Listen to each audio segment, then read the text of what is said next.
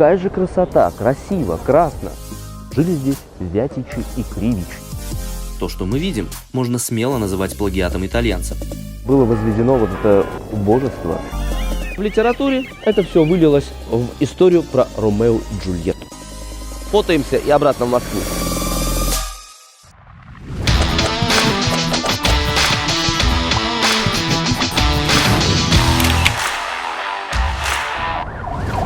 Ну привет вам, с вами Арман и Сибяч. Арман — это я, Сибяч — это то, что вы сейчас смотрите. Сегодня я буду рассказывать вот про то строение, которое сзади меня. А для того, чтобы начать о нем рассказывать, я больше чем уверен, что нам нужно оказаться вот здесь. Здесь это в интернете. Хотя я хотел бы оказаться в Питере, в библиотеке Академии наук. Но милая женщина из администрации сообщила мне, что директор библиотеки отказала нашей группе. Так вот, в библиотеке с 18 века хранится Ипатьевская летопись, один из рукописных документов Древней Руси. И на 125-й странице этой книги первый раз упоминается деревушка на границе владений князя Ростова-Суздальского Юрия Долгорукова, куда тот приглашает на встречу своего союзника Святослава Ольговича, отправив ему послание, в котором было написано «Приде ко мне, брате Москов». Датированы эти строки 4 апреля 1147 года. А дата эта является не только первым упоминанием о Москве, но и считается официальным днем рождения столицы России. Ну что, братья и сестры, айда в Москов? Но прежде хочу порекомендовать вам сервис Sandos для организации вашего отдыха. На сайте компании ежеминутно обновляется и пополняется база горящих туров. Также есть экскурсионные туры, индивидуальные туры, VIP-отдых. Сотрудники Sandos берут на себя оформление ваших виз. Максимально удобный поисковик на сайте с возможностью проверки всех доплат. Компания сотрудничает более чем со 120 туроператорами. И именно поэтому Sandos всегда предлагает то, что выгодно именно вам по стоимости и удобно по рейсам. Гибкий график оплаты туров. При бронировании можно оплатить только половину тура. Поддержка туристов на всех этапах бронирования и путешествия. И самое главное, при обращении в компанию Sandos не забудьте вот тут написать, что вы узнали о сайте компании от меня. И вас ждет приятный бонус совместно от Sandos и Сибяча. Развлекайтесь и развивайтесь, как это делаем мы. Ссылка в описании. До Московского Кремля можно добраться по-разному, но самый распространенный транспорт столицы – это подземка. Разовая поездка на метро стоит 55 рублей. Доезжаем до станции Охотный ряд и выходим в город, следуя указателям.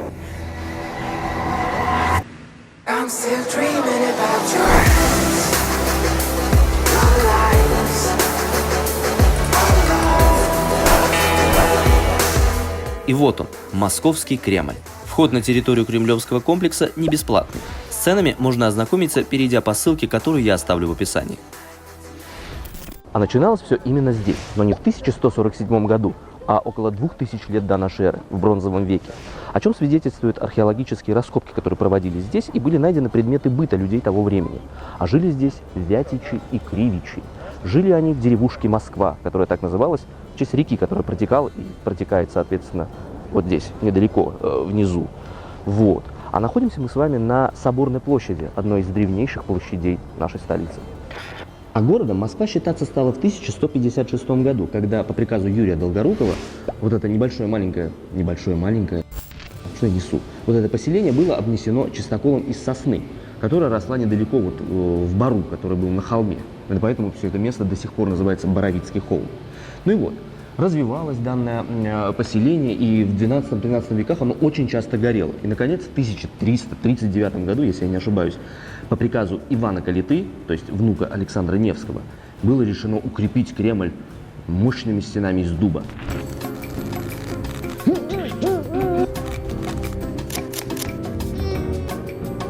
Какое же ты бревно. Вот оно, то самое дубовое бревно 12 века. А что, оно дубовое? Нет, оно было в основании сосновой стены. И конструкции, в основании которого было это бревно, в районе 870 лет. Это же дофига, ребят. Ну и вот, что еще хотел сказать. По поводу названия Кремль. Название Кремль, нам привычное название Кремль, появилось позднее, в XIV веке. Начали называть кремниками, либо кромами те сооружения городского типа, которые раньше назывались град, либо детинец. Мне нравится. Где ты живешь? Я живу в Детинец, Москва. Детинец. И даже после того, как стены Кремля были вначале перестроены Дмитрием Донским из белого камня, а потом в дальнейшем из красного кирпича, Название Кремль уже настолько впилось в народ, что до сих пор не оставляет. И по нынешнее время Московский Кремль называется Московским Кремлем. Кстати, по поводу белого камня. В 1367 году, если я не ошибаюсь, Дмитрий Донской зимой приказал людям везти белый известняк из Подмосковья, из села Мечково. На самом деле Москва находится в таком болотистом месте. Болотистое, влажное место. И, как вы понимаете, любое сооружение, будь то оно фортификационное или обычное, с влагой дружит не очень. Именно поэтому было решено построить стены этой крепости из вот этого белого известняка. Почему? Потому что это непростой известняк. Он очень хорошо впитывает влагу и точно так же хорошо ее выпаривает. В течение года была воздвигнута первая в Северо-Восточной Руси белая крепость. И после этого Москву начали все называть Белокаменная. Даже после того, когда кирпич стал красным, перекрасили, переделали, все равно Москва осталась Белокаменная. Из вот этого же известняка в сочетании с белым кирпичом был построен вот этот Успенский собор. Построил его Аристотель Фиораванти, который был приглашен сюда Иваном III. Иван III говорит: приезжай, построй нам собор. Человек приехал, построил не только этот собор, а также предложил архитектурную концепцию всего Кремля. Не забываем делать сибяч на фоне архитектурного чуда. Фактически латинянин был соавтором всего того, что мы сейчас видим. Почему соавтором? Потому что строил не он, строили его земляки.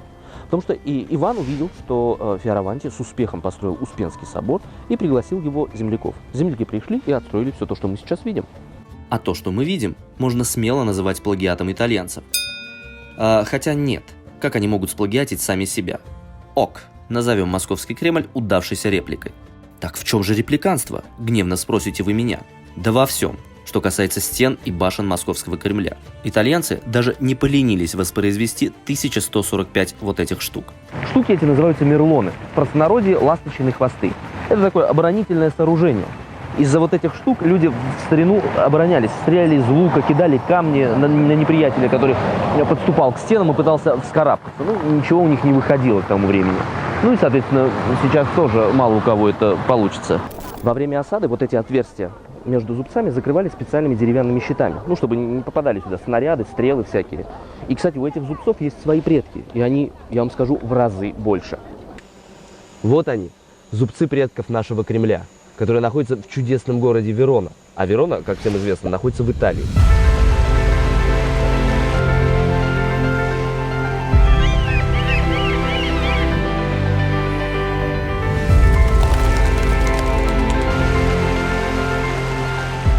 Сейчас находимся на мосту замка Кастельвекио. Замок этот был построен в XIV веке. А управляло этим замком знаменитое семейство Скаллигеров. Вот эти ласточкины хвосты легли в основу истории о противоборствующих кланах. Кланы эти назывались гибеллины и гвельфы. Это противоборство привнесло очень много интересного в литературу и в архитектуру. Наши знаменитые скаллигеры принадлежали к клану гибеллинов. Их зубцы выглядели вот так, а зубцы гвельфов выглядели прямоугольно, они были ровными. Делалось это для того, чтобы люди узнавали издали, что этот замок принадлежит той или иной противоборствующей стороне. А в литературе это все вылилось в историю про Ромео и Джульетту.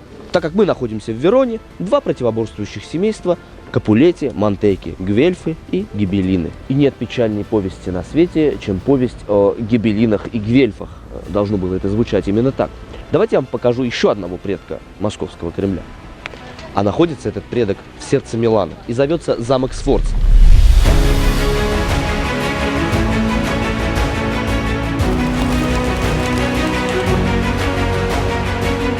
Данный замок был построен также в XIV веке. Точно так же был использован красный кирпич в строительстве. Но этот замок ближе нашему Московскому Кремлю и является самым прямым предком. Почему?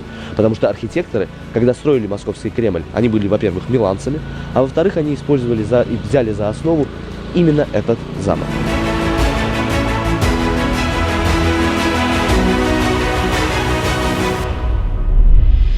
Центральная башня Миланского замка называется башня Филарета. Филарете – это такой Антонио Филарете, знаменитый архитектор в то время, который учился и дружил очень тесно с Аристотелем Фиораванти. А Аристотель Фиораванти, как всем нам известно, стал уже человек, который спроектировал и соорудил наш Кремль. Ну и как же без сибича? То есть приехать к предку Московского Кремля и не сделать фотографию на его фоне? Как минимум нелепо. Так, фотоемся и обратно в Москву. Ну, не сильно похоже, согласитесь, ребят. Кстати, это Тайницкая башня. Самая первая башня из всех башен Кремля. Почему Тайницкая? Объясню. Потому что изначально в ней задумывался колодец, тайный колодец. Потому что, ну, само по себе фортификационное сооружение, да, Кремль, Московский Кремль, это закрытое место. И в случае осады нужна была вода. Откуда ее брать? Из колодца. Плюс ко всему был здесь лаз к Москва-реке, тайный.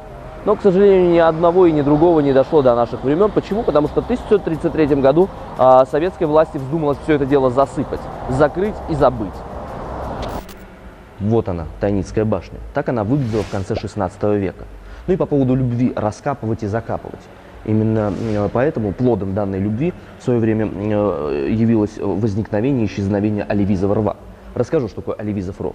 Значит, царь Иван III, прежде чем итальянцы приступили к строительству и возведению стен Кремля, приказал конкретно Оливизу Фрязину, итальянцу, ров делайте вокруг Москвы, а раньше пределы Кремля и был город Москва. Ров, говорит, делайте вокруг Москвы камнем и кирпичом, пруды чините. Итальянцы взяли и вот починили пруды, и получилось так, что Москва превратилась в остров, неприступный остров. Прежде чем попасть на территорию Кремля, надо было плыть через реку, подниматься, карабкаться на стены. Крайний раз проникновение недруга произошло в 1812 году, когда Наполеон просто вошел на территорию Кремля. Ну и после этого фиаско в 1819 по приказу Александра I было решено убрать Неглинную реку в трубу. Ну и, соответственно, здесь появился Кремлевский сад, а в дальнейшем Александровский сад. А на месте Оливизова рва находится нынче Красная площадь. Почему Красная, расскажу позже. Первым памятником в Кремлевском тогда еще саду было решено построить вот этот. Называется он Итальянский грот. Построен он после 1812 года. Все же я должен пройти и показать вам, что этот грот построен из фрагментов домов, которые были разрушены в 1812 году.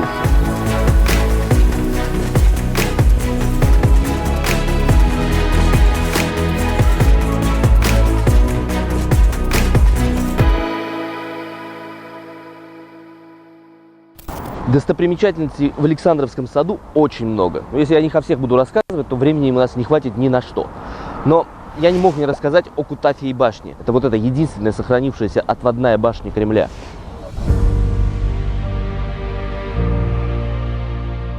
Отводная значит отходящая от основных стен крепости, в данном случае при помощи моста. А мост этот называется Троицким. Кстати, этот мост проходит и проходил над рекой Неглинкой. Ну, сейчас ее, конечно, не видно, она заточена под Александровским садом, о чем я сказал чуть раньше. Скажу я вам, этот мост ведет к одноименной башне. Башня эта называется тоже Троицкая. И, кстати, она самая высокая из всех башен Кремля. Высота ее составляет 80 метров и 1 сантиметр.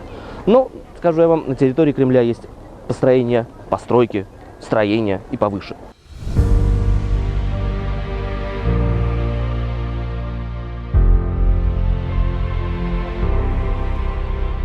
Колокольня Ивана Великого выше Троицкой башни ровно на 99 сантиметров.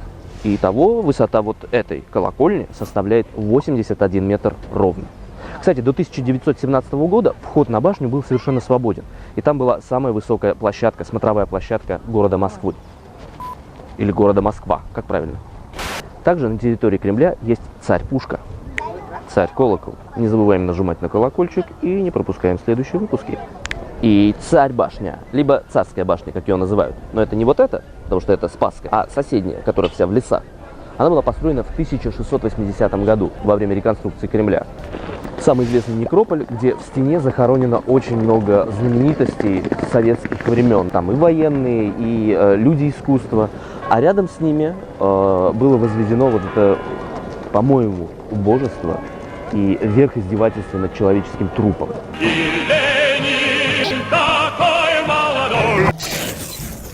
На его содержание, на содержание вот этой мумифицированной субстанции в год выделяется в районе 17 миллионов рублей. То есть, если учитывать, что он здесь лежит 95 лет, то получается 1 600 000 000. Это нормально вообще, ребята? Дело даже не в этой сумме, которую, кстати, было бы лучше потратить на живых людей. А дело в том, что мы живем в 21 веке.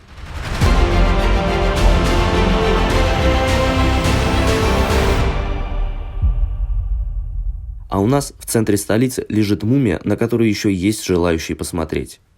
Вы серьезно? Вот она, самая известная площадь в России, Красная площадь. Появилась она ровно в тот момент, когда появился Кремль. Ну и вот эта северо-восточная стена, она появилась. Здесь расположились торговые ряды. Люди начали торговать. Называлось это место торг. Но потом в конце 15 века тут случился адский пожар. Тут все испепелилось к чертям.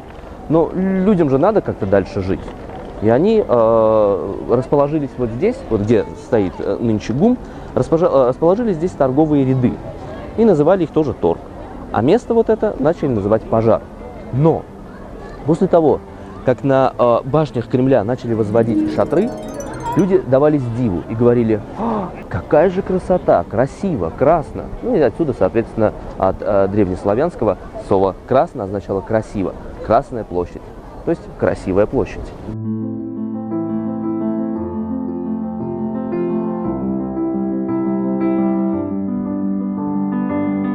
Вот он, храм, как мы его привыкли называть, Василия Блаженного, который является одной из визитных карточек России.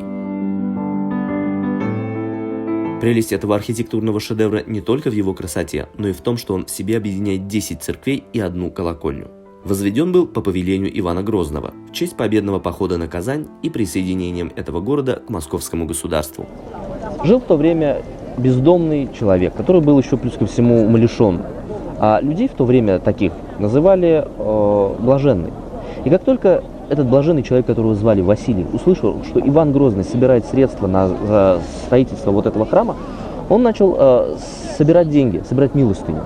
И по преданию он передал эти деньги Ивану Грозному на возведение храма Пресвятой Богородицы. Как он назывался, я все время забываю. На строительство собора Покрова Пресвятой Богородицы, что на Рву.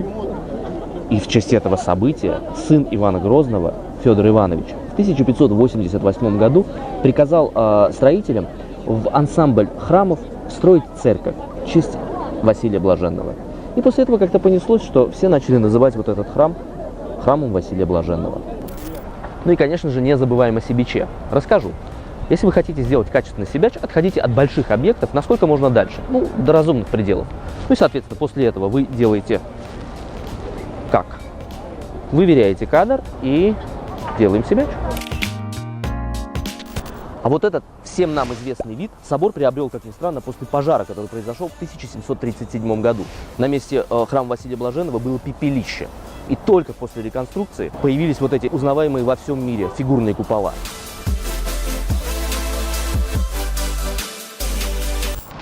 Все-таки не зря архитектурный ансамбль Московского Кремля внесли в список всемирного наследия ЮНЕСКО. Всего настолько много. У каждого камушка своя история, у каждой башни своя тайна. Это исчезнувшие реки, это воспрявшие из пепла чудеса архитектуры. Очень много всего интересного. Снимал бы и снимал бы. Но надо двигаться дальше, ребят. Вам спасибо за просмотр. Ставьте лайки, пишите комменты, а также нажимайте на колокольчик, чтобы понимать, что вышел новый выпуск. Развлекайтесь и развивайтесь, как это делаю я.